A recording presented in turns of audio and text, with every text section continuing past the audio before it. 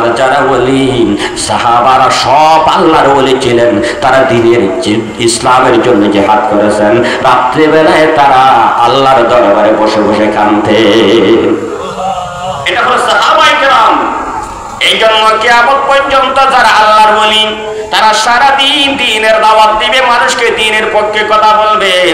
রাত যখন হবে তারা আর ঘুমায় না, শেষ রাত উঠে আল্লাহর দরবারে কান্নাকাটি করে মানুষকে আল্লাহর দরবারে কবুল করাইবে।